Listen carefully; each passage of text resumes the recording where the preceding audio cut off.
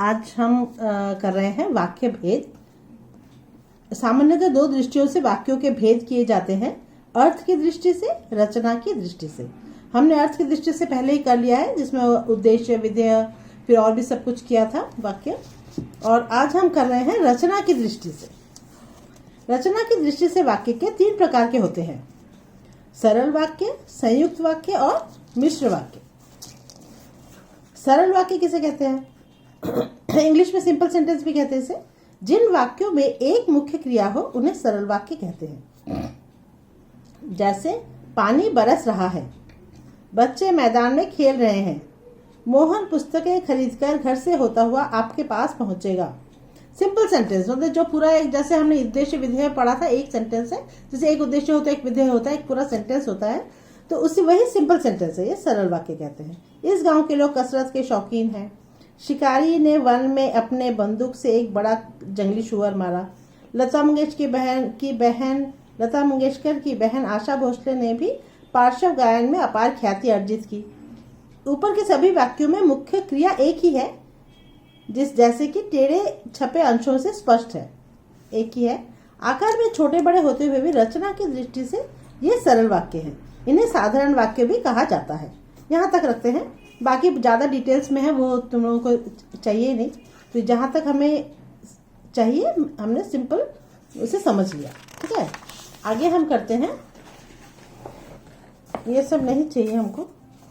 अच्छा, अब हम करेंगे संयुक्त वाक्य। संयुक्त वाक्य को इंग्लिश में कंपाउंड सेंटेंस भी कहते हैं, और इसका डेफिनेशन है जहां 2 या 2 से अधिक उपवाक्य किसी समुच्चयबोधक अव्यय शब्द से जुड़े होते हैं। समुच्चयबोधक मतलब योजक, अव्यय शब्द से जुड़े होते हैं, वे संयुक्त वाक्य कहलाते हैं। योजक मतलब जैसे जोड़ते हैं ना हम किसी से, जैसे और, एवं, जिस सेंटेंस में ऐसा होता है, वर्ड्स होते हैं, वही संयुक्त वाक्य होता है। उदाहरण जैसे हमने सुबह से शाम तक बाजार की खाक छानी किंतु काम नहीं बना, मतलब ये जो किंतु है ये योजक कर रहा है, एक सेंटेंस के बीच में आकर दोनों को जोड़ रहा है।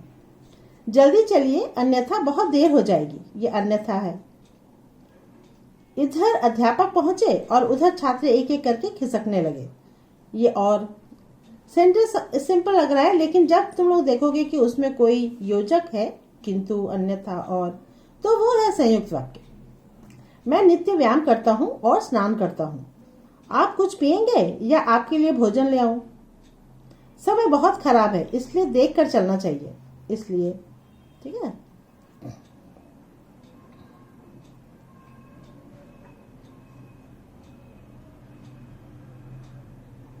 ऊपर लिखे उदाहरणों में टेढ़े छपे शब्दों किंतु, अन्यथा, और, या, इसलिए अव्यय शब्दों से वाक्य जुड़े हुए हैं।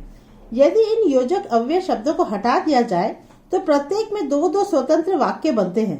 योजकों की सहायता से जुड़े हुए होने के कारण इन्हें संयुक्त वाक्य कहते हैं।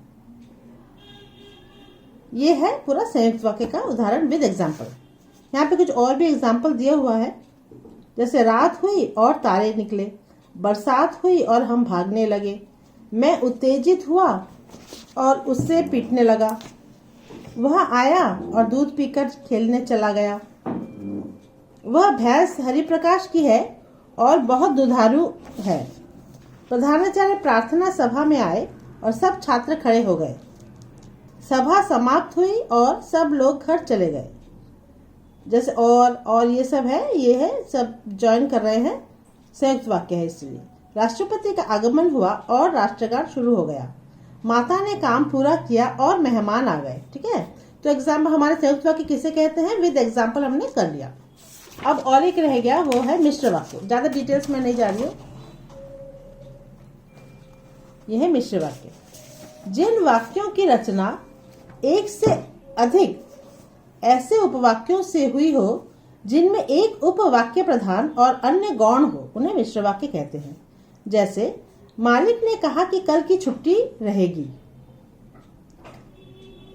ये की वर्ड है। श्यामलाल जो गांधी गली में रहता है मेरा मित्र है, जो। हिरण ही एक ऐसा वन्य पशु है जो कुलाचे भरता है, जो। वह वही भारत देश है जिसे कभी सोने की चिड़िया कहा जाता था। यहाँ पे जैसे ज्वाइन कर रहे हैं ना, देख लो ऊपर लिखित उदाहरणों में टेढ़े छपे अंश गौण वाक्य है और दूसरे अंश प्रधान वाक्य है, अतः ये सभी मिश्र वाक्यों के उदाहरण हैं। ये समझने में थोड़ा मुश्किल होता है, हम लोग टेक्निकली ऐसे समझेंगे कि ताकि हमें याद रहे, है ना। डेफिनेशन वाइज हमेशा याद भी नहीं रहता है कि गौण है प्रधान है, तो हम लोग ऐसे याद रखेंगे। मिश्र वाक्य कैसे कहेंगे, जिस सेंटेंस में देखो की है, फिर जो भी है वह भी है, यहाँ पे जो भी है फिर वह भी है, और जिससे उसे, ये सब यूज किया हुआ है ना, ऐसा जो, ये सब जिसम में रहेगा योजक, इस टाइप का योजक जहां रहेगा वह होगा मिश्र वाक्य। क्योंकि हमेशा डेफिनेशन के हिसाब से समझो, तो डेफिनेशन ही इतना क्रिटिकल होता है कि याद ही नहीं रहता है। तो हम लोगों को थोड़ा सा टेक्निकली समझने, सॉल्व करने के लिए एग्जाम में थोड़ा सा ये सब ध्यान रखना पड़ेगा कि कहाँ पे क्या रहेगा। सिंपल वाक्य में कुछ भी नहीं रहेगा, तो दूसरा वाला में हमने जो ये क्या किया हमने, संयुक्त वाक्य, उसमें और रहेगा, और मिश्र वाक्य में ज्यादातर ऐसा यूज होगा। ठीक है, तो आज हम ऐसे बेसिकली जो वाक्य किसे कहते हैं, और 3 तरह का वाक्य, वो सब मैंने कर लिया। आगे हम लोग करेंगे, शायद तुम लोगों का है कि चेंज करना, एक वाक्य से वाक्य रूपांतरण जिसे कहते हैं, मैं उस पर ध्यान दूंगी ज्यादा। ठीक है, नेक्स्ट में वही करूंगी।